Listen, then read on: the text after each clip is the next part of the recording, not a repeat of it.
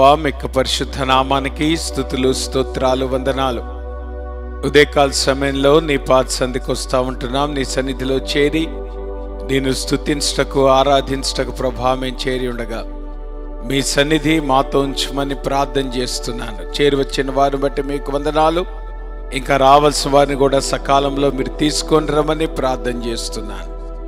ఈ ఆరాధన యావత్తు మీ కృపగల హస్తాలకు అప్పగిస్తున్నాం. సమస్తము మర్యాదగాను క్రమముగాను నీకు మహిమకరంగాను ప్రభా మీరు జరిగించుకోండి. ప్రతి విధమైన ఆటంకము అంధకార దురాత్మ శక్తుల్ని యేసు నామములో బంధిస్తూ ఉంటున్నాం ప్రభా. యావరి చుట్టూ కూడా మీకు కంచి వేసి మీరు మాత్రమే ఘనత మహిమ ప్రభావం పొందుమని యేసు నామంలో ప్రార్థిస్తున్నాం తండ్రి, ఆమేన్. మంచిది, మనందరూ లేచి నిలబడి దేవుని వాక్యాన్ని చదువుకొని ప్రభువుని ఆరాధిద్దాం. 28వ కీర్తన మనం మార్చి చదువుకుందాం. దావీదు కీర్తన. యెహోవా, నేను నీకు మొరపెట్టుచున్నాను. నా ఆశ్రయదుర్గమా, మౌనముగా ఉండక నా మనవి ఆలకింపుము. నీవు మౌనముగా నుండిన యెడల నేను సమాధిలోనికి దిగువారి వలె అగుదును.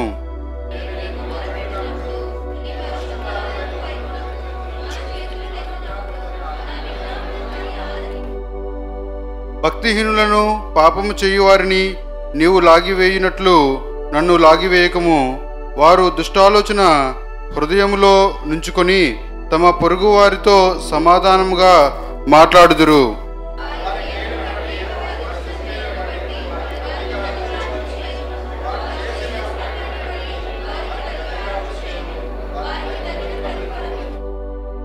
యెహోవా కార్యములను వారు లక్ష్యపెట్టరు, ఆయన హస్తకృత్యములను వారు లక్ష్యపెట్టరు.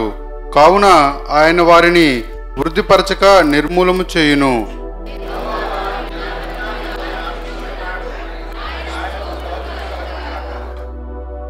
యెహోవా నా ఆశ్రయము, నా కేడము, నా హృదయము ఆయన యందు నమ్మిక ఉంచును గనుక నాకు సహాయము కలిగెను. కావున నా హృదయము ప్రహర్షించుచున్నది, కీర్తనలతో నేను ఆయన్ను స్తుతించుచున్నాను.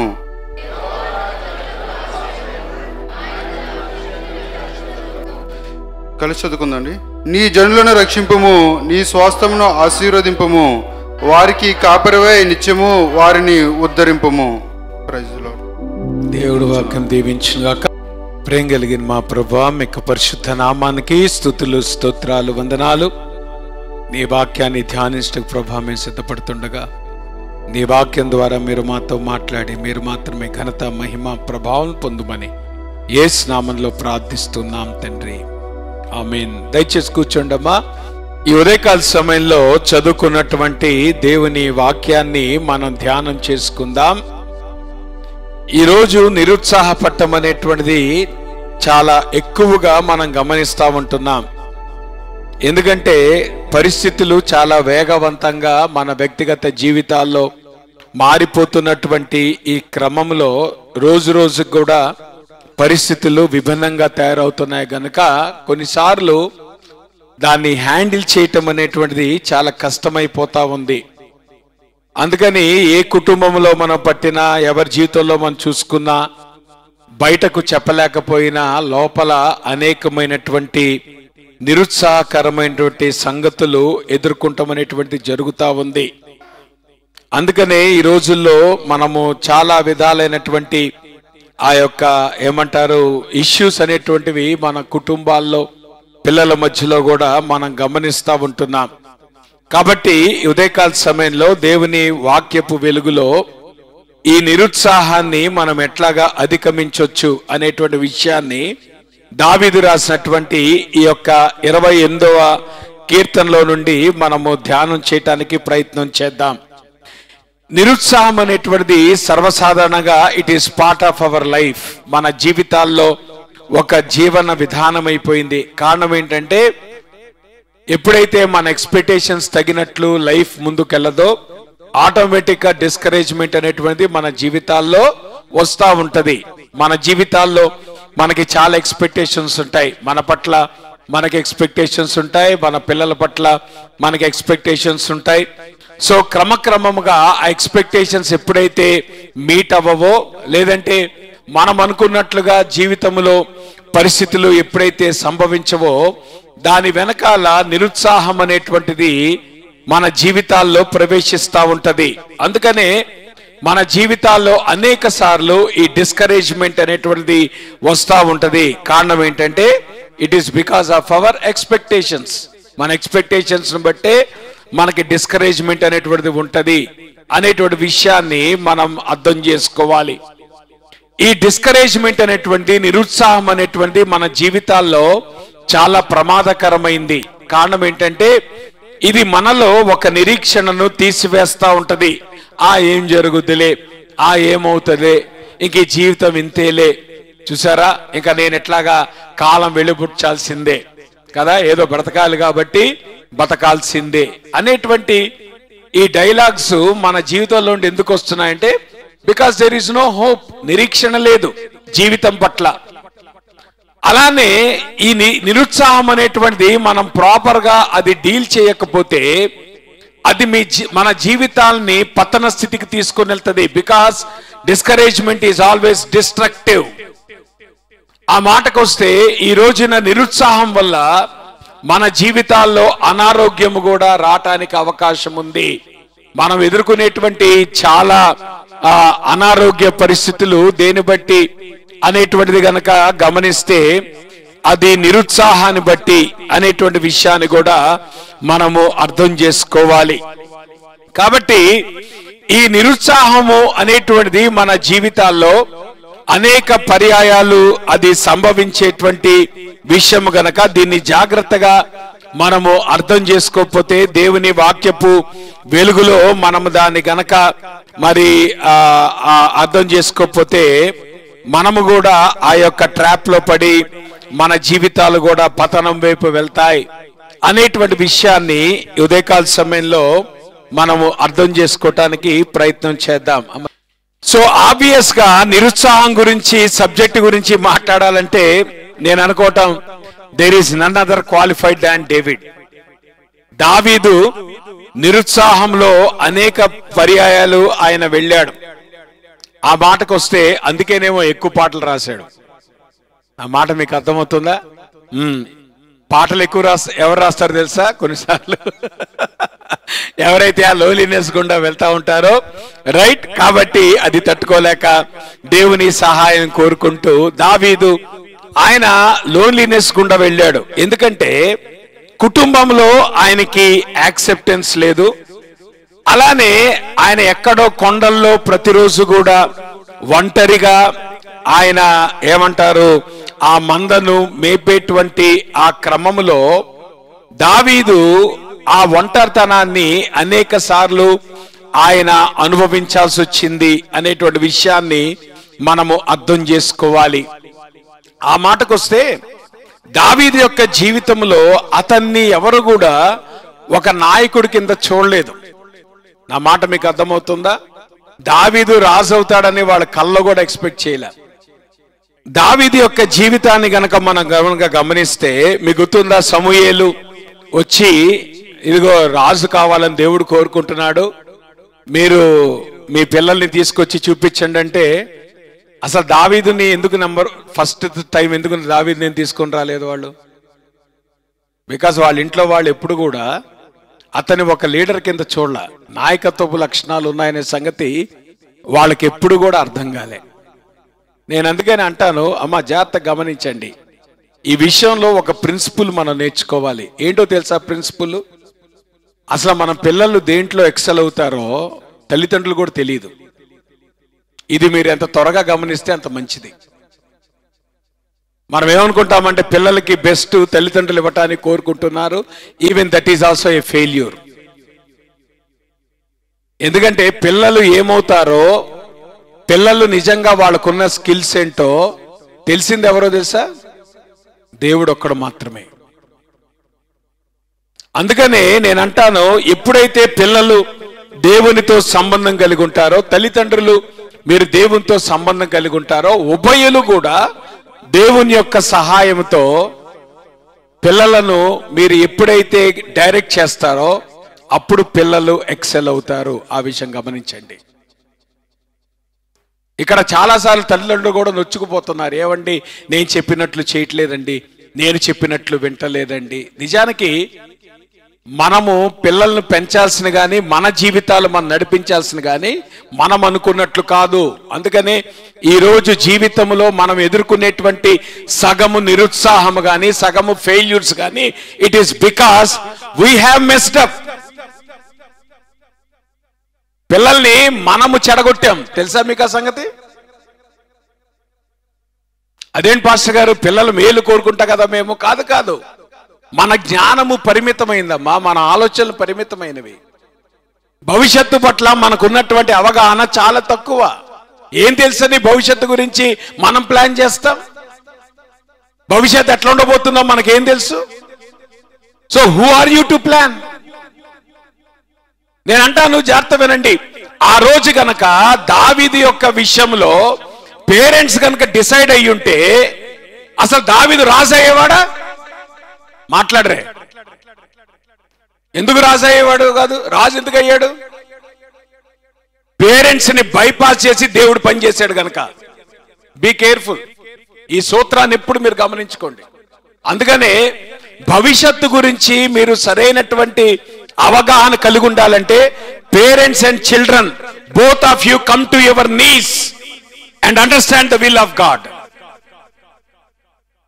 ఇరు పక్షాలు కూడా మీరు మీ మోకాళ్ళ మీదకి రండి, దేవుని సహాయం కోరుకోండి, దేవుని యొక్క నడిపింపు కోరుకోండి, దేవుని యొక్క గైడెన్స్ లో నిర్ణయాలు తీసుకోండి. అంతేగాని మీకు తోచింది మీ ఇష్టానుసారంగా మీరు నిర్ణయాలు తీసుకొని మీ పిల్లలకు మీరు నిర్ణయాలు తీసుకొని తర్వాత వాళ్ళు ఎక్సెల్ కాకపోతే ఏం చేస్తారు దాని విషయంలో?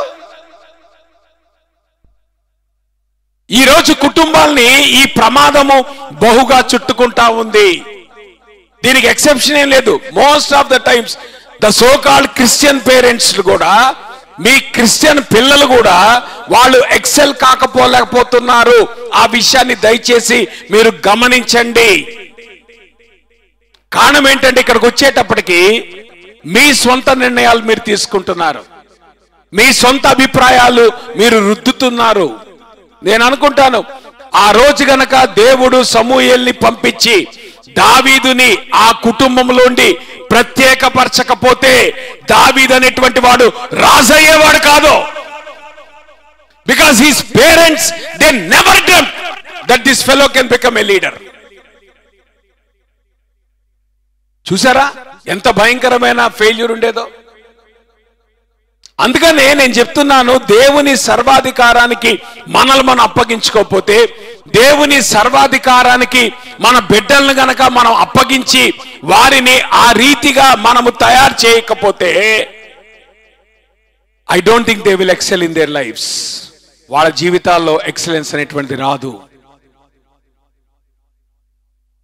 కాబట్టి ఆబ్వియస్ గా మనం గనక గమనిస్తే ఆ కుటుంబస్తులు సహోదరులు దావీదును గుర్తించలేకపోయారు, తండ్రి దావీదును గుర్తించలేదు. ఆటోమేటిక్ గా మనం గనక గమనిస్తే దావీదు లీడర్ అవుతాడు, దావీదు ఒక దేశానికి రాజు అవుతాడు.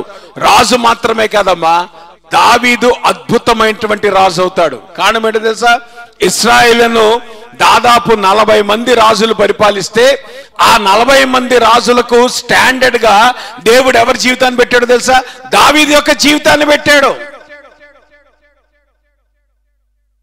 నేనంటాను, ఆ ప్రిన్సిపల్ మీరు అర్థం చేసుకోండి. God knows the best for your life and God knows the best for your children. మీరు అది కాకుండా మీరు ఎప్పుడైతే మీ సొంత జ్ఞానముతో మీ సొంత అనుభవంతో మీరు ముందుకు వెళ్తానికి ప్రయత్నం చేస్తారో ఆబ్వియస్ గా టు ద పొటెన్షియల్ దేవుని చేతిలో మీరు వాడబడలేరు అనేటువంటి వాస్తవాన్ని గుర్తించండి.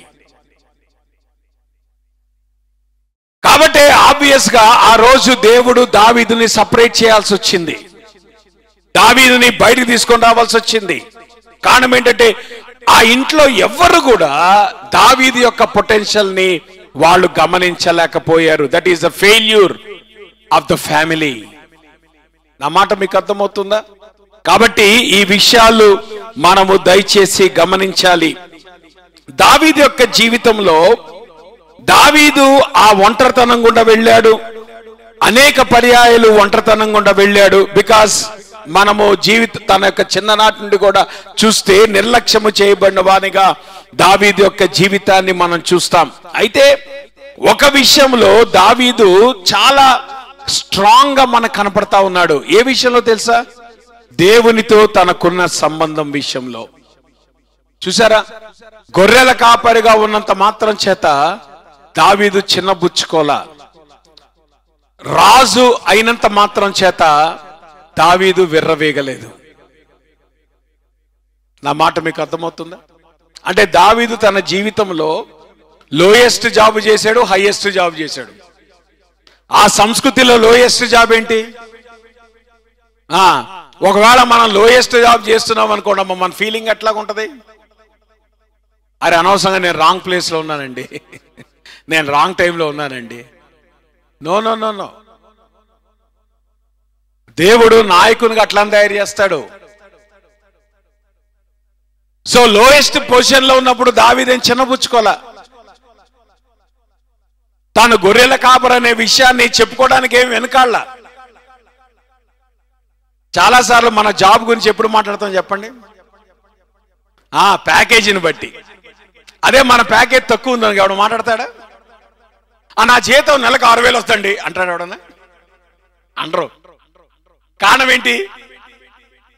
ఆల్రెడీ ఇది లో శాలరీ అనేటువంటిది నువ్వు డిసైడ్ అయిపోయినావు కాబట్టి ఏం చేస్తా ఉంటావు? You try to avoid. అట్లానే హైయెస్ట్ పొజిషన్ వచ్చిందనుకో, ఇంకా మనల్ని మించిన వాడు ఎవడు ఉండవు.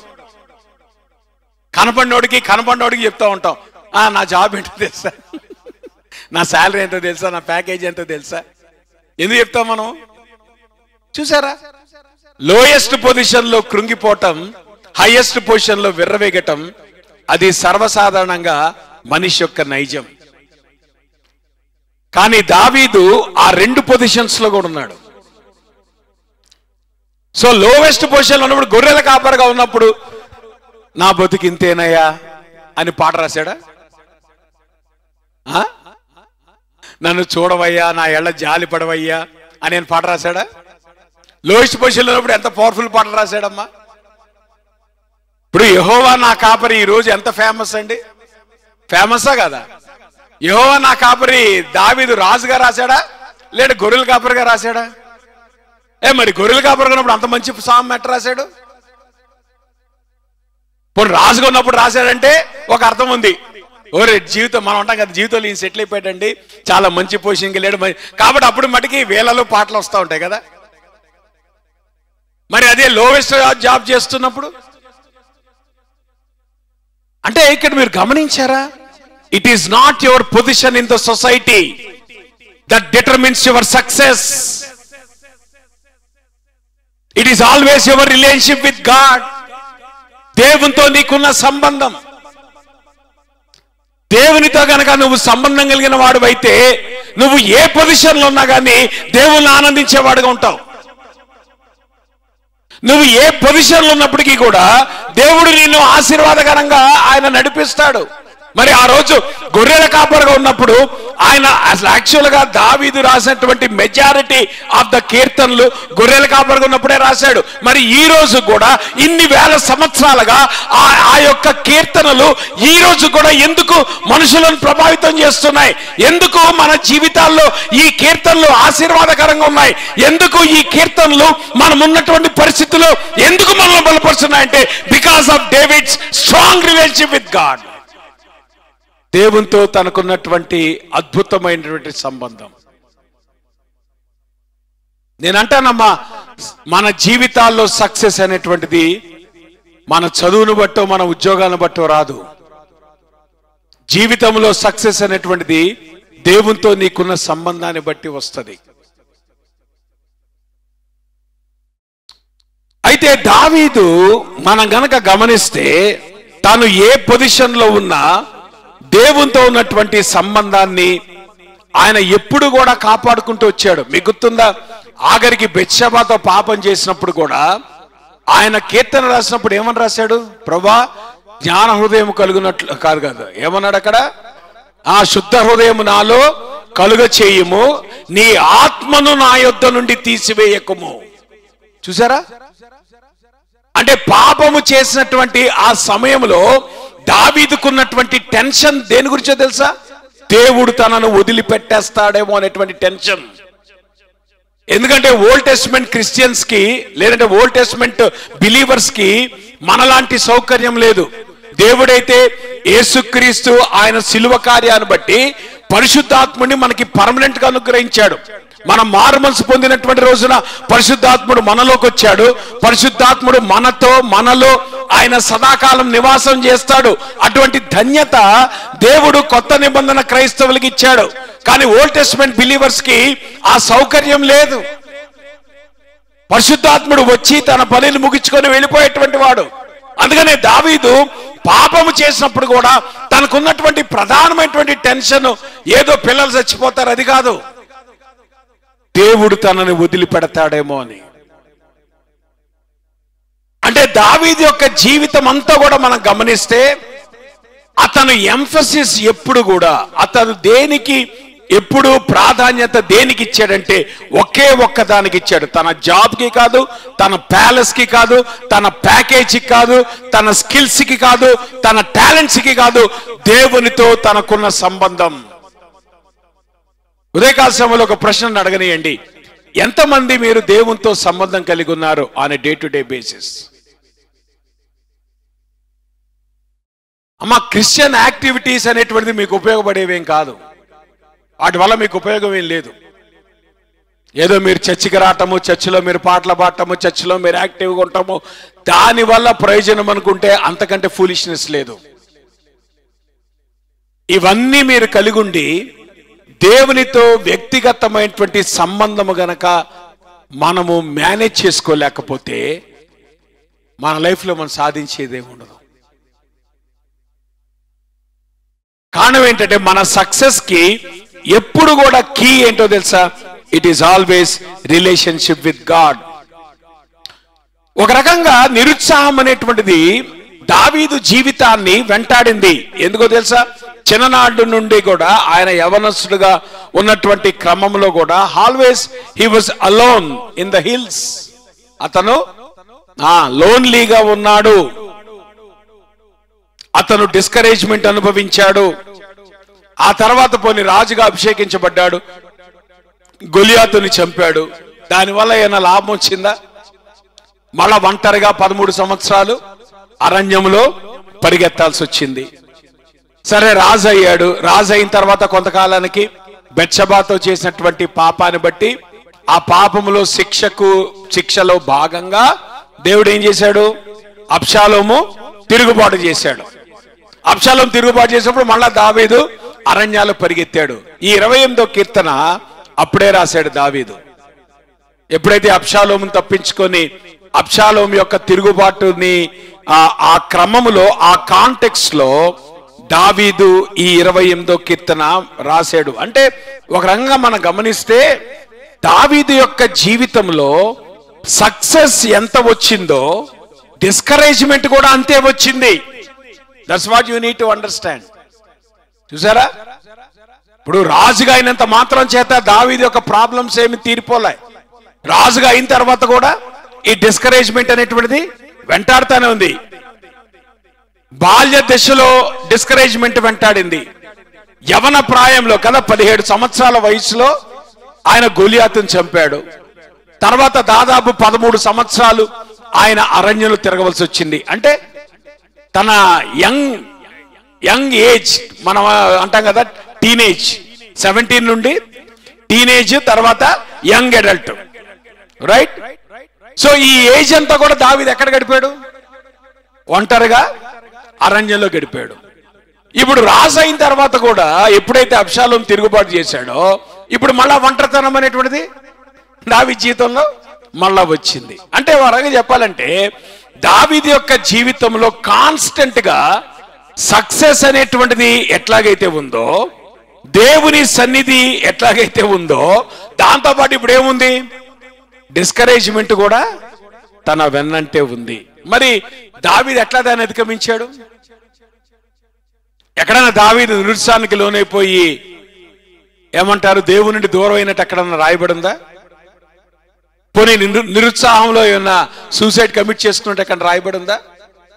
మరి ఇంత ఇదిగా దావీదు జీవితం అంతట్లో కూడా ఆయా దశల్లో ఎక్కువ సంవత్సరాలు లోన్లీనెస్ అనేటువంటిది వెంటాడినప్పటికీ కూడా ఎందుకు దావీదు నిలబడ్డాడు బలంగా? ఎందుకు దేవుని చేతిలో బలంగా వాడబడ్డాడు? So that is the key that we're going to see this morning. ఉదయకాల సమయంలో దావీదు యొక్క జీవితంలో 3 క్యారెక్టర్స్ ఉన్నాయి. ఈ యొక్క లోన్లీనెస్ ని అధిగమించడానికి, లేదంటే డిస్కరేజ్మెంట్, నిరుత్సాహాన్ని అధిగమించడానికి దావీదు జీవితంలో ఆయన 3 లక్షణాలు కలిగి ఉన్నాడు. ఆ 3 లక్షణాలు ఏంటో చూసుకొని ఉదయకాల సమయంలో మనం ముగించుకుందాం. తద్వారా మన జీవితాల్లో కూడా ఈ 3 లక్షణాలు మనం కలిగి ఉంటే మన జీవితంలో వచ్చేటువంటి ప్రతి నిరుత్సాహ పరిస్థితిని కూడా మనము ఎదుర్కోవటానికి అవకాశం ఉంది. ఇక్కడ జాగ్రత్తగా వినండి. దావీదు జీవితంలో దావీదు ఒక కాన్ఫిడెన్స్ అనేటువంటిది మనం చూస్తాం. చూసారా, గొలియాతు మీదకి వెళ్ళాడు. ఎట్లా వెళ్ళాడు? భయంతో వెళ్ళాడా, కాన్ఫిడెన్స్ వెళ్ళాడా? ఆ గొలియాతు మీద యుద్ధం చేయడానికి సౌలు వెళ్ళి అడిగాడు. ఎట్లా వెళ్ళి అడిగాడు? భయంతో అడిగాడా, కాన్ఫిడెన్స్ అడిగాడా? అంటే దావీదు యొక్క జీవితంలో కాన్ఫిడెన్స్ అనేటువంటిది ఉంది. ఇప్పుడు జాగ్రత్త వినండి. కాన్ఫిడెన్స్ అనేటువంటిది 2 రకాలుగా రావడానికి అవకాశం ఉంది. మనను బట్టి మనకి కాన్ఫిడెన్స్ వస్తుంది కదా. కాన్ఫిడెన్స్ లెవెల్స్ మన జీవితంలో ఎప్పుడు పెరుగుతాయి? నువ్వు మంచి యూనివర్సిటీలో చదివావు అనుకో, అప్పుడు కాన్ఫిడెన్స్ లెవెల్స్ ఎట్లా ఉంటాయి? మాట్లాడరే, ఉంటాయి కాన్ఫిడెన్స్ లెవెల్స్. నీకు మంచి ఉద్యోగం వచ్చింది అనుకో, అప్పుడు కాన్ఫిడెన్స్ లెవెల్స్ ఎట్లా ఉంటాయి? అంటే ఇప్పుడు కాన్ఫిడెన్స్ లెవెల్స్ దేని మీద ఆధారపడి ఉన్నాయి? మనలో ఏదైతే సామర్థ్యం ఉందో ఆ సామర్థ్యాన్ని బట్టి కాన్ఫిడెన్స్ లెవెల్స్ వస్తాయి. సో ఇప్పుడు ఆబ్వియస్ గా మనము ఏమనుకుంటామంటే, నాలో కాన్ఫిడెన్స్ పెరగాలంటే ఇప్పుడు నేనేం చేయాలా? సాధించడం అనేటువంటి నా జీవితంలో జరగాలి. సో ఎప్పుడైతే నేను సాధిస్తూ వెళ్తానో ఏమవుతుంది? నాలో కాన్ఫిడెన్స్ లెవెల్స్ పెరుగుతూ ఉంటాయి. కానీ ఆ కాన్ఫిడెన్స్ మనం సెల్ఫ్ కాన్ఫిడెన్స్ అంటాం. In fact it is not good. మనలో మనకి కాన్ఫిడెన్స్ చాలా ప్రమాదకరమైనది. ఈరోజు మీరు ప్రపంచంలో చూస్తూ ఉంటే దీన్ని బాగా వాళ్ళు ఇంబైబ్ చేస్తూ ఉన్నారు. దేన్ని పెంచడానికి ప్రయత్నం చేస్తున్నారు? సెల్ఫ్ కాన్ఫిడెన్స్ ని పెంచడానికి ప్రయత్నం చేస్తున్నారు. ఇదిగో నీలో ఈ న్యూన్యతా భావం ఉంది, నీలో ఈ ఇన్ఫీరియారిటీ కాంప్లెక్స్ ఉంది. కాబట్టి ఇన్ఫీరియారిటీ కాంప్లెక్స్ ఉంది కాబట్టి నువ్వు సాధించలేకపోతున్నావు. కాబట్టి నువ్వేం చేయాలి? నువ్వు సాధించడం ఎప్పుడైతే మొదలు పెడతావో అప్పుడు ఏమవుతుంది? నీలో ఉన్నటువంటి ఇన్ఫీరియారిటీ కాంప్లెక్స్ పోయి నీలో కాన్ఫిడెన్స్ లెవెల్స్ పెరుగుతూ ఉంటాయి. అది లోకం చెప్పే విధానం. కానీ జాగ్రత్త వినండి, దావీదు జీవితంలో ఆల్వేస్ ఆయన కాన్ఫిడెన్స్ దేవుని మీద ఉంది, కానీ తన మీద తనకు లేదు. ఇప్పుడు కాన్ఫిడెన్స్ తన మీద తనకు ఉందనుకోమ్మా, గొర్రెల కాపరిగా ఉన్నప్పుడు కాన్ఫిడెన్స్ లెవెల్స్ ఎట్లా ఉండాలి? లోగా ఉండాలా, హైగా ఉండాలా? రాజు అయినప్పుడు కాన్ఫిడెన్స్ లెవెల్స్ ఎట్లా ఉండాలి? హైగా ఉండాలి. కానీ దావీదు యొక్క జీవితంలో గొర్రెల కాపరిగా ఉన్నా, రాజుగా ఉన్నా కాన్ఫిడెన్స్ లెవెల్స్ ఒకలానే ఉన్నాయి. ఎందుకు ఉన్నాయి? Because his confidence is not in himself. అమ్మ జాగ్రత్త వినండి, నువ్వు సాధించే దాన్ని బట్టి నీ జీవితం ఉండదు. నీ జీవితము దేవుని మీద, నువ్వు ఎంతగా నీ ధైర్యము దేవుని బట్టే. అందుకే దావీదు గొలియాతు మీద యుద్ధానికి వెళ్ళినప్పుడు, ఏమండి నేను సింహాన్ని చంపాను, నేను ఎలుగుబంటిని చంపాను కాబట్టి నీ మీదకి వస్తున్నాను అన్నాడా దావీదు? ఏమన్నాడు? జీవము గల దేవుని పేరిట నేను వస్తా ఉన్నాను. ఎవరి పేరు మీద వస్తున్నాను? I'm coming in the name of the living God. చూసారా? సో ఇప్పుడు దావీదు గొలియాతు మీద యుద్ధానికి వెళ్ళటానికి కారణం తనేదో సింహాన్ని జయించాడని కాదు. ఆ మాటకు వస్తే సింహాన్ని జయించానండి, ఎలుగుబంటిని చంపానండి దావీదు ఎందుకు చెప్పాడు? సౌలు పర్మిషన్ ఇవ్వట్లేదు కాబట్టి. అసలు ఏదంటే అది కూడా చెప్పేవాడు కాదు. నా మాట మీకు అర్థమవుతుందా? సి, ఎప్పుడు కూడా సెల్ఫ్ కాన్ఫిడెన్స్ అనేటువంటిది మన క్రెడెన్షియల్స్ మనం చెప్పుకోవడానికి తాపత్రయపడతా ఉంటుంది. Because you want your credentials to be known. దావీదుకి అదేం అక్కర్లే. సమూయేలు వచ్చినప్పుడు నువ్వు నన్ను రాజుని చేసావు కదన్నా, నిజమే, నువ్వు చాలా కరెక్ట్ చేసావు, అసలు వీళ్ళెవరికి నా సంగతి తెలియలేదు, ఇదిగో నేనేం చేశాను తెలుసా అని చెప్పాడా? ఏ రోజని చెప్పాడా? చెప్పలా. సౌలు ముందు ఎందుకు చెప్పాల్సి వచ్చింది? లేండి ఆయన అనని ఇట్లా. ఆయన అంటున్నాడు, అరే నువ్వు చాలా బాలుడుగా ఉన్నావే, నువ్వు చాలా చిన్నవాడిగా ఉన్నావే, నువ్వెట్లాగెళ్తావు అని సౌలు తడబడాయిస్తున్నాడు కనుక ఇప్పుడు సౌలుని ఏమంటారు, పర్మిషన్ ఇవ్వటం కోసం దావీదు అన్నాడు. అదే గొలియాతు దగ్గరికి వెళ్ళినప్పటికి ఏమన్నాడు? ఇదిగో నేను సింహాన్ని చంపడానికి, నేను సింహాన్ని చంపాను, నేను గెలుబండిని చంపాను కాబట్టి నీ మీద యుద్ధానికి వచ్చాను అన్నాడా? అనలే. ఏమన్నాడు? జీవము గల దేవుని పేరిట నేను నీ మీదకి వస్తా ఉన్నానంటే దావీదు యుద్ధానికి వెళ్ళినప్పుడు దావీదు యొక్క కాన్ఫిడెన్స్ తనకున్నటువంటి స్కిల్స్ కాదు, తనకున్నటువంటి టాలెంట్స్ కాదు, తన తోడు తన సహాయం చేస్తూ తనను అనునిత్యము నడిపిస్తున్న ఆ దేవుని బలమును బట్టి ఆయన ముందుకెళ్ళాడనే వాస్తవాన్ని అర్థం చేసుకోవాలి. నేను అందుకని అంటారు, నువ్వు దేంట్లో కాన్ఫిడెన్స్ కలిగి ఉన్నావు, that is a key for your success. నువ్వు చెప్పగలవా, దేవుడు నాకు తోడుగా ఉన్నాడు, జీవము గల దేవుని పేరిట నేను ఇదిగో ఈ పని నేను చేస్తున్నాను అని చెప్పగలుగుతాం మనం? ఇదిగో దేవుడు నన్ను చేయమన్నాడు కాబట్టి నేను చేస్తున్నాను అని చెప్తామా మనం? అందుకనే మన జీవితాల్లో నిరుత్సాహం అనేటువంటిది మనల్ని వెంటాడుతా ఉంది. దావీదు దేవుణ్ణి ఏమని పిలిచాడు తెలుసా? నా ఆశ్రయ దుర్గమా. తెలుగులో యాక్చువల్గా ఆ మాట ట్రాన్స్లేషన్ కొంచెం డిఫరెంట్ గా ఉంది, కానీ ఒరిజినల్ లాంగ్వేజ్ లో ఇంగ్లీష్ లో కనుక మీరు చూస్తే మై రాక్ అనేటువంటి మాట మనం చూస్తాం. దేవుణ్ణి దావీదు ఎట్లా చూస్తున్నాడు? ఒక రాయి, అంటే రాయితో, అంటే ఎట్లా చూస్తున్నా, because the stone cannot be moved. పెద్ద రాయి ఉంటే, కొండ ఉందనుకోండి అమ్మా, కొండను చూడంగానే మనకు వచ్చే ఇంప్రెషన్ ఏంటి? కొండ కదులుద్దా, కొండ కదలదా? అసలు జీవితంలో ఎప్పుడైనా కొండను కదలటం మనం చూసామా? సో కొండను చూడంగానే మనకు కలిగే అభిప్రాయం ఏంటి? It is immovable, it is invincible.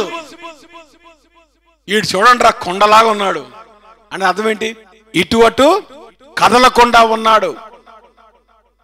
It is immutable, change లేదు. నువ్వు ఎన్ని సంవత్సరాలైన కొండ అట్లానే ఉంటది, కానీ కొండలో మార్పు ఏమైనా వచ్చిందా?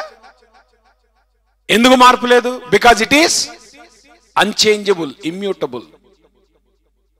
ఇప్పుడు దావీదు దేవుణ్ణి ఒక రాయిలాగా, లేదంటే కదలనటువంటి వాడు, స్థిరమైనటువంటి వాడు అనేటువంటి కోణములో దేవుణ్ణి ఎందుకు చూస్తున్నాడు తెలుసా?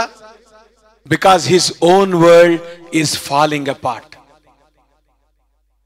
దావీదు యొక్క వ్యక్తిగతమైన జీవితము కూలిపోతా వస్తుంది. ప్రతి క్షణము కూడా దావీదు ఆ ఛాలెంజ్ గుండా వెళ్ళాడు. Always his world was falling apart.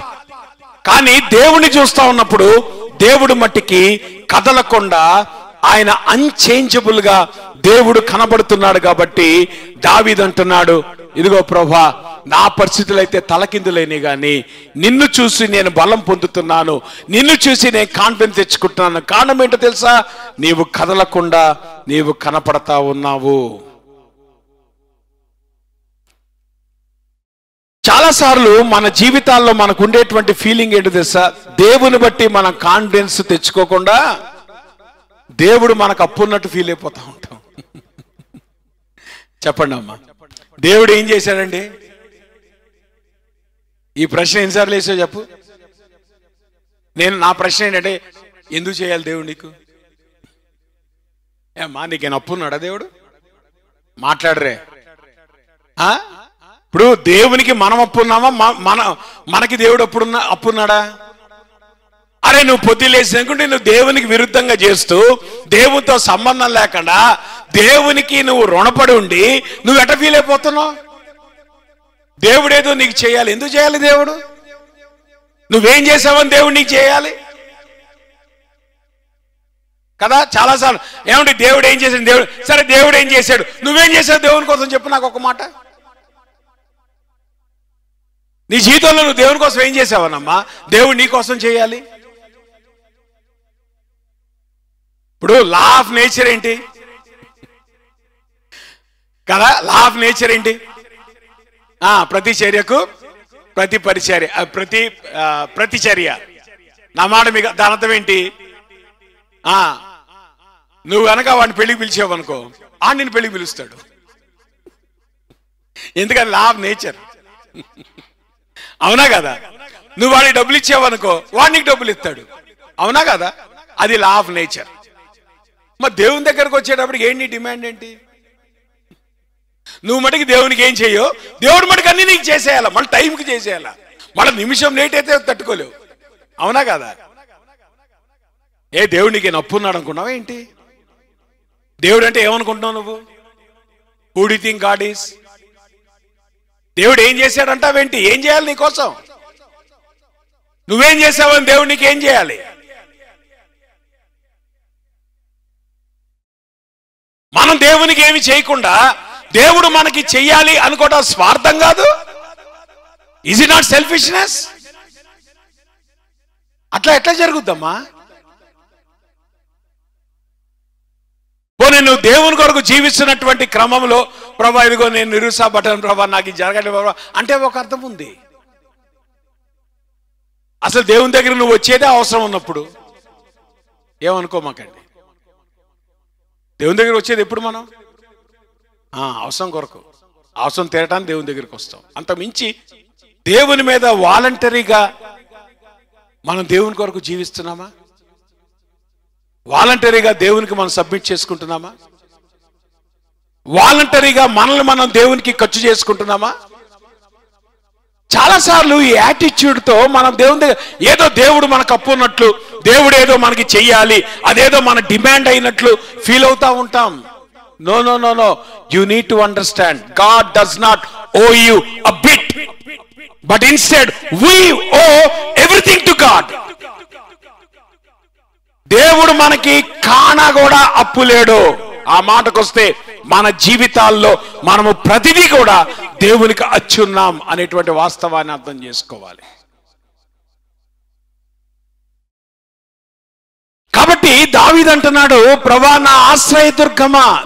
దావీదుకి ఎప్పుడైతే లోన్లీనెస్ వచ్చిందో, దావీదుకి ఎప్పుడైతే క్రైసిస్ వచ్చిందో, ఇప్పుడు ఇమీడియట్ గా ఎవరిని చూస్తున్నాడు? దేవుని చూస్తున్నాడు. దేవుడు తనకి ఎట్లా కనపడుతున్నాడు? స్టాండర్డ్ గా కనపడుతున్నాడు, ఇమ్మూవబుల్ గా కనపడతా ఉన్నాడు, అన్చేంజింగ్ గా కనపడతా ఉన్నాడు. ఎప్పుడైతే ఆ రకంగా దేవుడు కనపడుతున్నాడో ఆటోమేటిక్ గా దావీదుకి కాన్ఫిడెన్స్ వస్తుంది. దేని బట్టి? తన స్థితిని బట్టి కాదు, దేవుని బట్టి దావీదు కాన్ఫిడెన్స్ తెచ్చుకుంటున్నాడు అనేటువంటి వాస్తవాన్ని మనం అర్థం చేసుకోవాలి. దావీదు యొక్క పరిస్థితి ఎట్లాగుంది అనేటువంటిది గనక గమనిస్తే, దావీదు చూడండి చాలా ఆనెస్ట్ గా అంటున్నాడు, నీవు మౌనముగా ఉండిన ఎడల నేను సమాధిలోనికి దిగువాని వలె అగుదును. జాగ్రత్త వినండి. ఈ స్టేట్మెంట్ ను బట్టి మనకి రెండు విషయాలు అర్థమవుతా ఉన్నాయి. ఒకటేంటంటే, గత కొద్ది కాలముగా దావీదు దేవుని యొక్క మౌనాన్ని భరించలేకపోతున్నాడు. నా మాట మీకు అర్థమవుతుందా? జాగ్రత్త వినండి. మనం కొట్లాడినా ఎదుటోడు ఫీల్ అవ్వడం, అదే మనం మౌనంగా ఉంటే వాడు ఉడికిపోతూ ఉంటాడు. ఈడెందుకు మౌనంగా ఉన్నాడు, ఈడేమంటేంటి చూసారా? ఆడు పాజిటివ్గా మాట్లాడు, ఈ నెగిటివ్గా మాట్లాడు, కానీ ఏం చేస్తున్నాడు? మౌనంగా ఉన్నాడు. యేసు ప్రభుని సిలువేసేటప్పుడు వాళ్ళకి ఎందుకు ఫ్రస్ట్రేషన్ వచ్చిందో తెలుసా? అసలు ఆయన మాట్లాడే ఇప్పుడు వాళ్ళందరూ అంటారు, ఏంటి పిలాతు ముందు నిలబడ్డావు, నీకు జీవితంలో ఛాన్స్ ఎందుకో తెలుసా? ఇప్పుడు నువ్వు గనక తప్పించబడాలంటే నువ్వు పిలాతుకి ఏం చేసుకోవాలి? విన్నవించుకోవచ్చు. ఒకవేళ పిలాతు గనక నీ మీద కనికరించాడు అనుకో, అప్పుడేమవుతుంది అనంటే ప్రభు ఏం చేస్తున్నాడు? ఆయన మౌనముగా, చూసారా, గొర్రె బొచ్చు కదిరించు వాని ఎదుట గొర్రె మౌనముగా ఉన్నట్లు. అంటే నా మాట మీకు అర్థమవుతుందా? ఇది అవసరం టెక్నిక్. ఇది మీ శత్రువుతో మీరు గొడవ పెట్టుకోమాకండమ్మా. మీ శత్రువుతో మీరు మాట్లాడకుండా ఉండండి చాలు, వాడు ఫుల్ ఫ్రస్ట్రేట్ అవుతాడు. చాలా మనం ఏం చేస్తా ఉంటే వాడిని కన్విన్స్ డిస్కషన్ ఇది అన్నా, నువ్వు ఏంటి ఇట్టగా అనుకున్నావు, నువ్వు ఇట్ట అనుకోకుండా ఉండాల్సిన, నేను ఇట్ట ఈ డిస్కషన్ ఎందుకు, నువ్వు కాముగుండు. కొంతకాలానికి ఆడే సెట్ అవుతాడు. ఎందుకో తెలుసా? నీ మౌనాన్ని వాడు భరించలేడు. మన ఆత్మీయ జీవితంలో కూడా మనము భరించలేనిది ఏదైనా ఉందంటే తెలుసా? It is God silence. Some times మనం ప్రార్థన చేస్తున్నట్టు అనిపిస్తూ ఉంది, మనం దేవుని గోజాడుతున్నట్టు అనిపిస్తూ ఉంది, కానీ అటు పక్క నుండి మనకి సమాధానం రావట్లే, అటు పక్క నుండి మనకి జవాబు రావట్లే. సో ఇప్పుడు మన జీవితంలో టెన్షన్ ఎందుకు వస్తుంది? ఇప్పుడు బికాస్ ఆఫ్ గాడ్ సైలెన్స్. ఇప్పుడు దావీదు అంటాడు, ప్రభా నీ మౌనా నేను తట్టుకోలేకపోతున్నాను ప్రభా. చూసారా? అంటే దాని అర్థం ఏంటంటే, ఒకటి దావీదు యొక్క జీవితంలో గాడ్ సైలెన్స్ ని తట్టుకోలేని పరిస్థితిలోకి వచ్చాడు ఆల్రెడీ. అంటే దట్ ఈస్ డేవిడ్ సిట్యువేషన్. రెండోది కనుక గమనిస్తే, ప్రభా నువ్వు అర్జెంటుగా గనక నువ్వు సమాధానం చెప్పకపోతే చచ్చిపోయే పరిస్థితి నాది. అంటే ఏమన్నాడు అక్కడ? నేను సమాధిలోనికి దిగువారి వలె. అంటే అర్థం ఏంటి ఇప్పుడు చెప్పండి? This is like a death bed request. మనం మాట్లాడాలంటే చెప్పండి, డెత్ బెడ్ రిక్వెస్ట్ పవర్ఫుల్లా నాట్ పవర్ఫుల్లా? చూసారా? ప్రభా ఇంకా నువ్వు గనక దర్శించకపోతే నేనేమైపోతా? నెక్స్ట్ స్టెప్ ఏంటి? నేను చచ్చిపోతాను, నేను సమాధిలోకి వెళ్ళిపోతాను. అంటే దిస్ ఈజ్ అ సిచ్యువేషన్. అంటే దావీదు ఈ కీర్తన రాస్తున్నప్పుడు ఎటువంటి గ్రేవ్ సర్కమ్స్టెన్స్ ఉన్నాడో మనం అర్థం చేసుకోవాలి. అంటే జాగ్రత్త వినండి, దేవుడు గనక మనతో మాట్లాడకపోతే మనం చచ్చిపోతాం. అది ప్రిన్సిపల్. నా మాట మీకు అర్థమవుతుందా? మనలో చాలా మంది దేవునితో మాట్లాడారు కానీ అందరూ బతికే ఉన్నారు, అందుకే మనకు అర్థమై సావట్లే. మీకు అర్థమవుతుందా? మనలో చాలా మంది, చెప్పండి ఎంతమంది దేవునితో మాట్లాడుతున్నారు చెప్పండి రోజు, కానీ గుంబనంగా గుండ్రంగా వస్తున్నారు. అవునా కదా? ఎక్కడ ఏమి లేదు, అసలు ఫుల్ యాక్టివ్గా ఉన్నాం. అందుకనే మనకి అర్థం కాదు. కానీ దావీదు ఏమన్నాడు తెలుసా? దేవునితో గనక నాకు సంబంధం లేకపోతే, దేవుడు గనక మౌనముగా ఉంటే, దేవుడు గనక నాతో మాట్లాడకపోతే నేను బ్రతకలేను. Such was his passion for God. ఎంత ప్యాషన్ అమ్మ దేవుని కొరకు. నిజానికి మీకు సంగతి చెప్పనా, దేవుని వాక్యంలో ప్రిన్సిపల్ అదే. నిజానికి దేవుని మాట మనకి ఎందుకు అవసరం అంటే, దేవుని మాట గనక మనకి దొరకకపోతే మనం చచ్చిపోతాం. అందుకే సాతాను గాడు యేసు ప్రభు దగ్గరికి వచ్చినప్పుడు కదా, ఈ రాళ్లను రొట్టెలుగా చేసుకొని తిను అన్నప్పుడు యేసు ప్రభువారు దేవుని వాక్యానికి కోట్ చేశాడు. ఏమన్నాడు?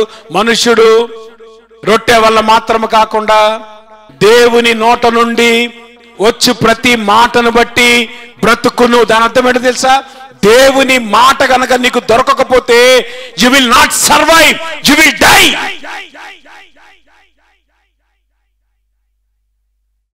అందుకే ఇక్కడ దావీదు అంటాడు, ప్రభా నువ్వు నాతో మాట్లాడు. నువ్వు గనక మౌనముగా ఉంటే ఐ విల్ నాట్ సర్వైవ్. కారణం ఏంటో తెలుసా? నీ మాట గనక నాకు దొరకకపోతే నేను చచ్చిపోతాను. Such is the power of God's word. దేవుని వాక్యము మనల్ని బ్రతికింపజేస్తుందమ్మా. మన సర్వైవల్ కి కారణం దేవుని వాక్యం. ఆ దేవుని వాక్యాన్ని గనక మనం నిర్లక్ష్యం చేస్తే, ఆ దేవుని వాక్యము గనక మనకు దొరకకపోతే, దేవునితో మన సంబంధము గనక సరిగ్గా లేకపోతే, ఒకవేళ దేవుడు గనక ఆయన మౌనముగా మన ముందుంటే obviously we are going to die. అందుకే దావీదు అంటున్నాడు, ప్రభా ఇది నా పరిస్థితి, నీ మౌనాన్ని నేను భరించలేను, నీ మాట నాకు కావాలి. కారణం ఏంటి తెలుసా?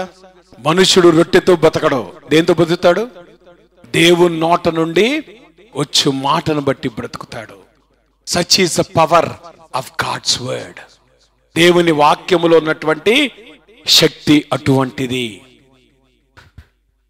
కాబట్టి దావీదు తన కాన్ఫిడెన్స్ దేవునిలో కలిగి ఉన్నాడు. తన పరిస్థితిని యథార్థంగా దేవుని దగ్గర చెప్పుకుంటున్నాడు. దేవుని వాక్యము కొరకు ఆయన ఎదురు చూస్తున్నాడు. ప్రభా నీవు మౌనముగా ఉంటే సమాధిలోకి దిగటం తప్పితే నాకు వేరే ఆప్షన్ లేదు. రెండో విషయం కనుక గమనిస్తే దావీదు యొక్క ప్రార్థన చూడండి.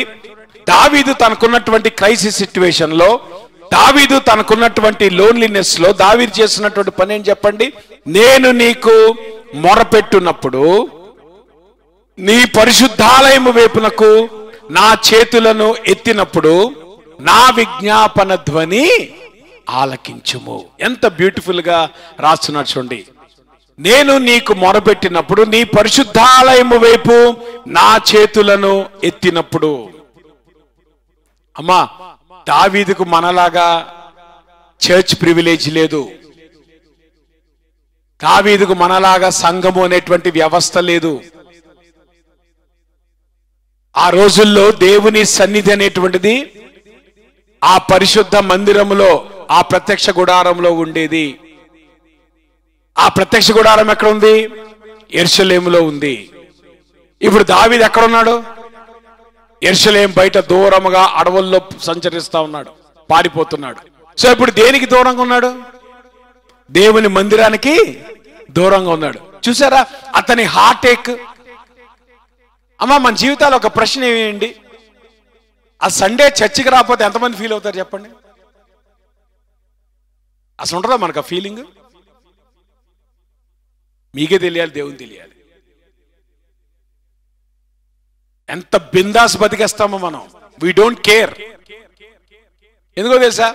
మనకి దేవుని మందిరం చాలా సమీపంగా ఉంది, అందుకే మనకి వాల్యూ తెలియట్లే. కానీ ఇక్కడ దావీదు దేవుని మందిరం కొరకు అల్లాడిపోతున్నాడు. కారణం ఏంటి? ఇప్పుడు బయట అడవులో తిరుగుతున్నాడు, తరం పడుతున్నాడు. ఇప్పుడు దేనికి దూరంగా ఉన్నాడు? ఇప్పుడు దావీదు ఏమంటున్నాడు? ప్రభా, నేను దేవుని మందిరానికి దూరంగా ఉన్నాను, అయితేనేమి నీ పరిశుద్ధాలయము తట్టు నా చేతులెత్తి నా విజ్ఞాపన నేను చేస్తున్నప్పుడు ప్రభువా నువ్వు ఆలకిస్తావా అని అడుగుతున్నాడు ప్రభుని. He was craving for God's presence.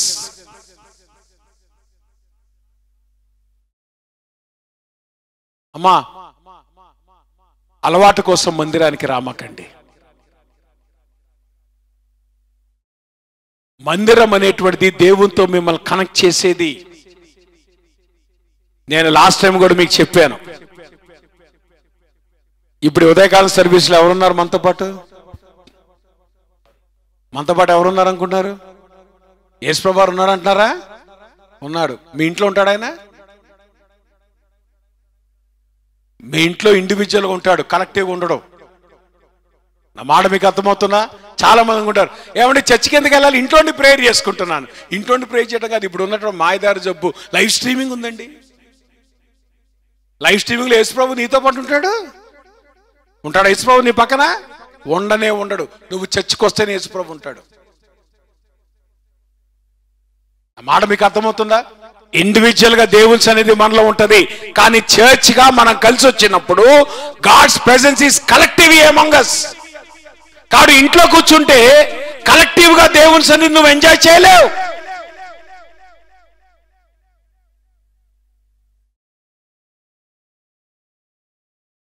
కారణం ఏంటంటే దేవుని సన్నిధి ఇండివిజువల్ గా మన మధ్యలో ఉంటది, దేవుని సన్నిధి కలెక్టివ్ గా మన మధ్యలో ఉంటది. అందుకనే దేవుడు ఆదివారం చర్చికి వెళ్ళాలంటే కాన్సెప్ట్ ఎవరిది? దేవుందా మందా? అసలు మందైతే ఎవడు పడుచుకునేవాడే కాదు. దేవుందిగా, అసలు దేవుంది అయితేనే సగం మంది భయం లేదు.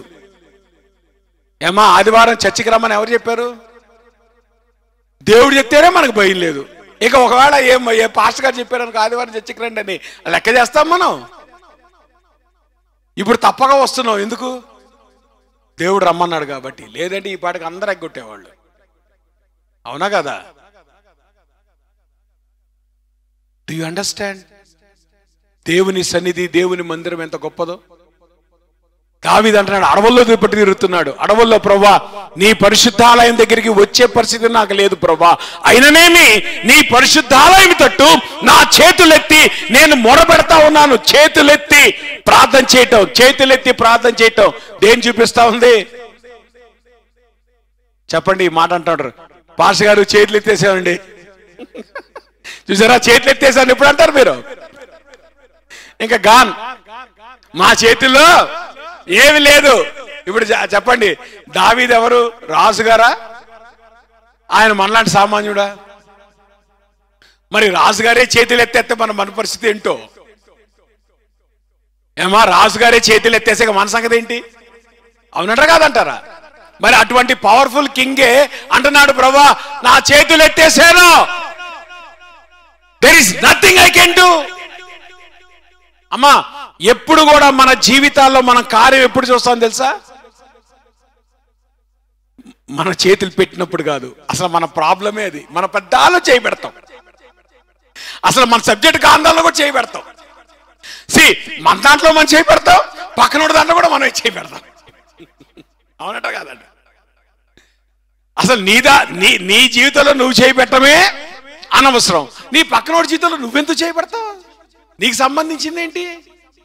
అరే, in what way you are concern about other people? చేతులు పెట్టమాకండి. దేవుని సందుకు వచ్చినప్పుడు ఏం చేయాలా? చేతులు తీసేయండి.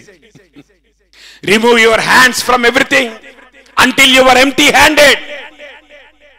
అసలు జీవితంలో మనకు వచ్చే సగం సమస్యలు మన చేతులు పెట్టాన్ని బట్టే. దావీదు అని గుర్తించి అంటున్నాడు, ప్రభువా నా చేతులెత్తి, I don't want to keep anything my self in to this circumstance. నాకైనా నేను చేతులు పెట్టదలుచుకోలే, నేను దాన్ని చేయదలుచుకోలే.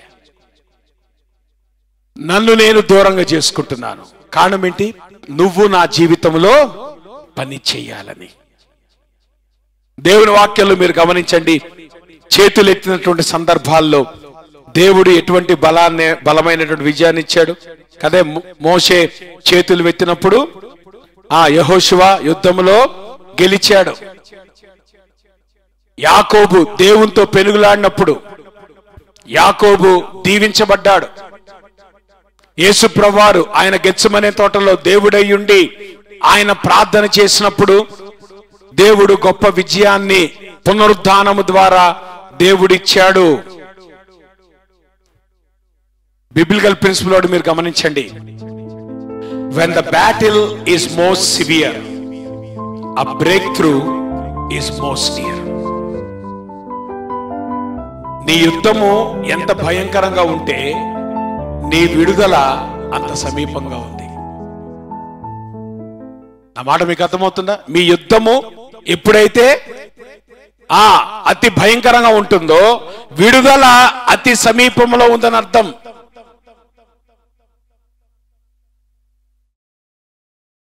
కాబట్టి ప్రార్థన చేయాలి. If you want to come out of the circumstance of your life, మన జీవితంలో వచ్చేటువంటి నిరుత్సాహం తీసుకొచ్చే పరిస్థితుల నుండి మనం బయటపడాలంటే ప్రార్థన చేయాలి. చూడండి దావీదు ఏమంటున్నాడు, భక్తిహీనులను పాపము చేయు వారిని నీవు లాగివేయినట్లు నన్ను లాగివేయకుము. వారు దుష్టాలోచన హృదయంలో ఉంచుకొని తమ పొరుగు వానితో సమాధానముగా మాట్లాడుదురు. చూసారా? ఒకటి దావీదుకున్నటువంటి భయం ఏంటంటే, లోకములో దేవుడు ఎప్పుడైతే ఒక దుష్టుని మీద ఆయన యాక్షన్ తీసుకుంటాడో ఈ ప్రాసెస్ లో ఇన్నోసెంట్ పీపుల్ కూడా సఫర్ అవ్వాల్సి వస్తుంది. మీకు గుర్తుందా? ఇశ్రాయేలీలు వాడి చెరలోకి వెళ్ళినప్పుడు ఇశ్రాయేల్ అందరూ పాపం చేశారా? కొంతమంది శేషం లేరు, కొంతమంది ప్రభువుని వెంబడించే వాళ్ళు లేరు. ఏమా దానియేలు ప్రభువుని వెంబడించిన వాడా, ప్రభుకి విరుద్ధంగా జీవించిన వాడా?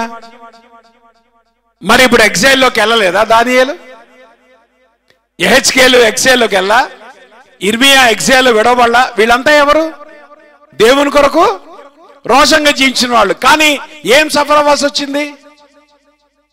మిగతా వాళ్ళు ఎవరైతే దేవునికి విరోధంగా ఉన్నారో వారి కోసం దేవుడు ఏర్పాటు చేసినటువంటి ఎగ్జైల్ ఏదైతే ఉందో, పనిష్మెంట్ ఏదైతే ఉందో, ఆ పనిష్మెంట్ లో వీళ్ళు కూడా పార్టిసిపేట్ చేయాల్సి వచ్చింది.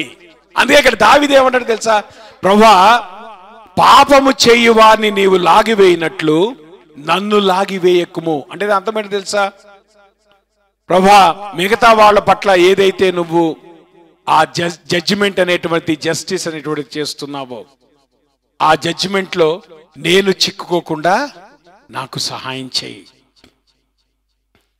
రెండోది గనక మనమేమో ఇక్కడ ఎవరు ఈ భక్తిహీనులు అని అంటే, భక్తిహీనులు డిఫైన్ చేస్తున్నాడు దావీదు. ఎవరంట వాళ్ళు? దుష్టాలోచన హృదయములో ఉంచుకొని తమ పొరుగు వారితో సమాధానంగా మాట్లాడుదురు. చూసారా? అంటే వీళ్ళు లోపల మట్టికి అగ్ని పర్వతాలు ఉంటాయి, బయటకు మట్టికి భలే నైస్గా మాట్లాడతారు. సర్వసాధారణంగా లోపల అగ్ని పర్వతాలు ఉన్నప్పుడు ఏమవుతుందమ్మా? ముఖం చిటపట్లాడుతూ ఉంటుంది, మాట్లాడరే, అవునా కదా? కానీ కొంతమంది భలే ఎక్స్పర్ట్స్ అండి. అసలు లోపల మట్టి అగ్ని పర్వతాలు పేలుతా ఉన్నాయి, బయటికి మట్టికి ఎంత సౌమ్యం, ఎంత హాయిగా, అసలు ఏమీ లేనట్టు ప్రైజులాడన్నా. అవునన్నా, నిజమేనా? లోపల మట్టికి కొంచెం వెళ్ళంగానే ఆయన సంగతి ఏంటో తెలుసా నీకు? మళ్ళీ ఎదురు మట్టికి అన్నా. ఇప్పుడు దావీదుకి ప్రాబ్లం ఎవరితో? సో ఆబ్వియస్ గా రాజుగారుగా ఉంటున్నప్పుడు ఈయన దగ్గర ఇటువంటి వాళ్ళు చాలా మంది ఉంటారు. రాజుగారి దగ్గర ఎవరు ఎక్కువ మంది ఉంటారా? తిట్టేవాళ్ళు ఉంటారా, పొగిడేవాళ్ళు ఉంటారా? పాస్టర్ గారి దగ్గర ఎక్కువ మంది ఎవరు ఉంటారు? తిట్టేవాళ్ళు ఉంటారా, పొగిడేవాళ్ళు ఉంటారా? ఇది మన జీవితంలో మనకున్న ప్రాబ్లం. నా మాట మీకు అర్థమవుతుందా? సో మన చుట్టూ ఎవరు తయారవుతారు? భజన బ్యాచ్ తయారవుతారు. అంటే once you go to the position, ఇప్పుడు దావీదు రాజుగా వెళ్ళంగానే ఇప్పుడు చుట్టూ ఎవరు తయారయ్యారు? వీళ్ళు ఏం చేస్తున్నారు? హృదయములో దుష్టాలోచన ఉంది. They are not true to themselves, they are hypocrites, వేషధారణ కలిగినటువంటి వాళ్ళు. దావీదుకి ఇటువంటి వారితో ప్రాబ్లం. అందుకే దావీదు అంటాడు, ప్రభువా వారు చేసిన పనిని బట్టి వారికి ప్రతీకారము చెయ్యుము. ఈ రోజుల్లో మనం ఎటువంటి పరిస్థితిలో ఉన్నామంటే, చెడుని ఎవరు చెడు అంటల్లా. దొంగను పట్టుకొని ఏమంటున్నారు? మీరు దొంగడు అనమాకండి, వాడిని అర్థం చేసుకోవాలి.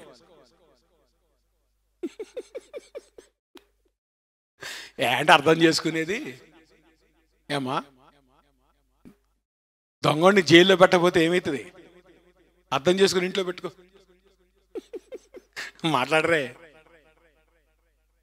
దొంగని అర్థం చేసుకుని ఇంట్లో పెట్టుకుంటారా, లేదంటే వాడిని జైల్లో పెడతారా? ఆ మాట మీకు అర్థమవుతుందా? See, when it is evil, call it evil. అమ్మో, మనం గనక అట్లా మాట్లాడితే వాళ్ళు మన దగ్గర రారండి, రాకపోనియండి. వాడు రాడు కదా అని చెప్పి నువ్వు అబద్ధమాడి వాడిని దువ్వాల్సిన అవసరం లేదు. తప్పుని తప్పుగా ఖండించడానికి ఇప్పుడు కూడా మొహమాట పడమాకండి. ఆల్వేస్ తప్పైనట్టు తప్పే, తప్పుని మనం మసిపోయాల్సిన అవసరం లేదు.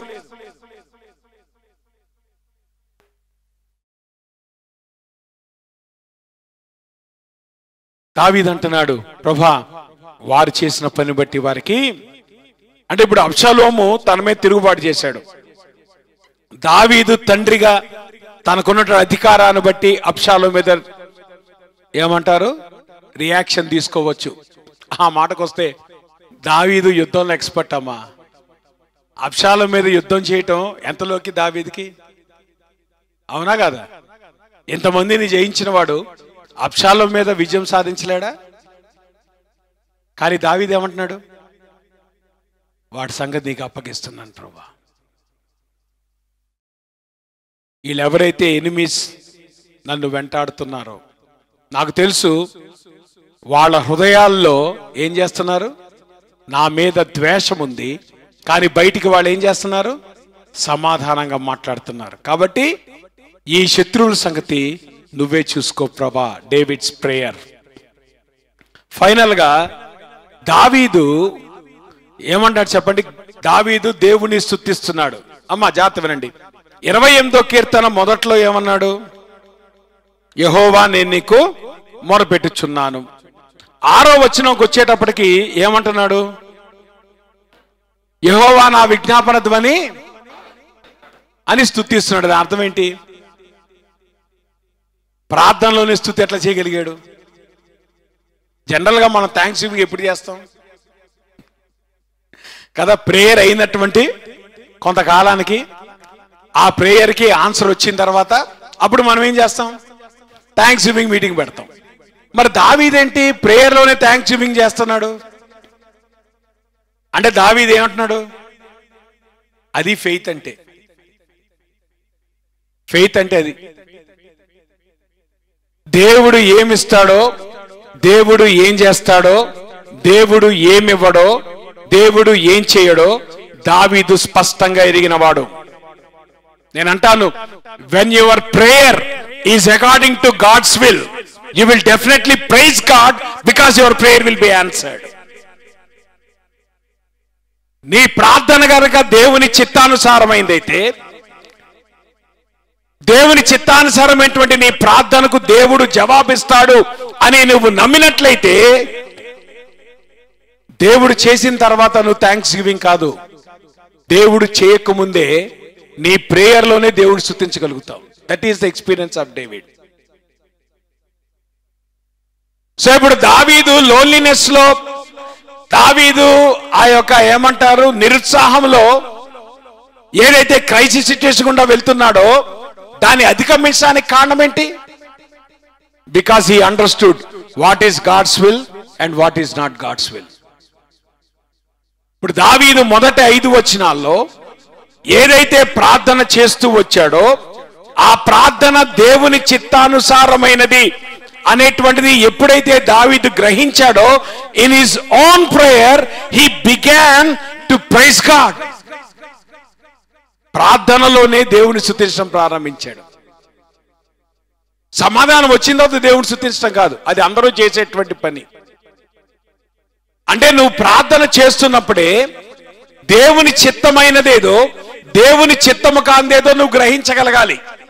ఒకవేళ నువ్వు ప్రార్థన చేస్తున్నది గనక అది దేవుని చిత్తానుసారమైంది అయితే గనక నీ ప్రార్థనలోనే దేవుని స్తుతి కూడా ఉంటది. There is no ambiguity, there is no uncertainty. మన జీవితాల్లో ఎందుకు అంబిగ్విటీ ఉంటుంది, ఎందుకు అన్సర్టనిటీ ఉంటుందంటే మనము ప్రార్థన చేసే ప్రార్థన అది దేవుని చిత్తమా కాదో మనకు అర్థం కావటం లేదు కనుక మనం దేవుణ్ణి స్తుతించకుండానే ఎప్పుడు ప్రార్థన చేసేవాళ్ళగానే ఉంటున్నాం.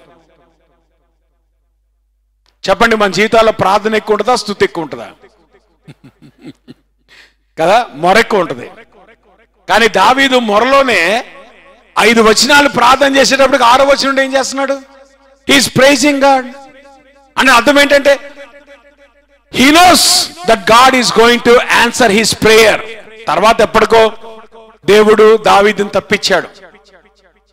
అయినప్పటికీ దావీదు ముందుగానే దేవుని చిత్తమును గ్రహించిన వాడు గనక ప్రభువుని స్తుతించడం మొదలు పెట్టాడు.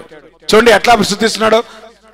యెహోవా నా ఆశ్రయము, నా కేడము, నా హృదయము ఆయన యందు నమ్మిక యుంచెను. That was yesterday. కనుక నాకు సహాయము కలిగెను. That is today. తెలుగులో సరిగా లేదు కనుక నేను అక్కడ ఇంగ్లీష్ లో పెట్టాను. With my song I give thanks to him. That is my future. ఆ మాట మీకు అర్థమవుతుందా? ఎస్టర్డే దేవుడికి నేను విజ్ఞాపన చేశాను, ఈ రోజు దేవుడు నాకు జవాబిచ్చాడు. కాబట్టి ఇది మొదలుకొని నేను ప్రభువుని అనుదినము స్తుతిస్తా ఉంటాను. That is David's experience. ఒక రకంగా దావీదు దేని బట్టి ప్రభువుని స్తుతిస్తున్నాడంటే because of his knowledge about God. దేవునితో తనకున్నటువంటి సంబంధాన్ని బట్టి, దేవునితో తనకున్నటువంటి అనుబంధాన్ని బట్టి దేవుని యొక్క స్వభావ లక్షణాలు చాలా స్పష్టంగా ఎరిగినటువంటి వాడు దావీదు. కాబట్టి దేవుడు ఏం చేస్తాడో, దేవుడు ఏమి చేయడో దావీదుకి స్పష్టంగా తెలుసు. కాబట్టి దావీదు ప్రభుని స్తుతించగలుగుతున్నాడు. అమ్మా నేను సంగతి చెప్పనా, life of gratitude and life of thankfulness is a secret for everything. మన జీవితాల్లో దేవుని ఎడల కృతజ్ఞత, దేవుని ఎడల వందన భావం, అది లేకపోతే దేవుని కార్యాలు మన జీవితాల్లో చూడలేం. మన జీవితాల్లో సంతోషం వచ్చేది గ్రాటిట్యూడ్ని బట్టే. మన జీవితంలో విశ్వాసము పెరిగేది గ్రాటిట్యూడ్ని బట్టే. మన జీవితాల్లో మనం ఆశీర్వాదాన్ని పొందుకునేది గ్రాటిట్యూడ్ని బట్టే. ఆ గ్రాటిట్యూడ్ దేని బట్టి వస్తుంటే దేవుణ్ణి స్తుతించడాన్ని బట్టి.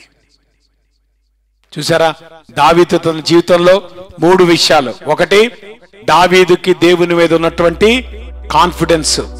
దావీదు దేవునికి చేసినటువంటి ప్రార్థన, ప్రభువా నీవు మౌనముగా ఉంటే ఇక నా పరిస్థితి సమాధిలోకి వెళ్ళటమే, కాబట్టి నీ జవాబు నాకు కావాలి అని దేవునికి ప్రార్థన చేసింది.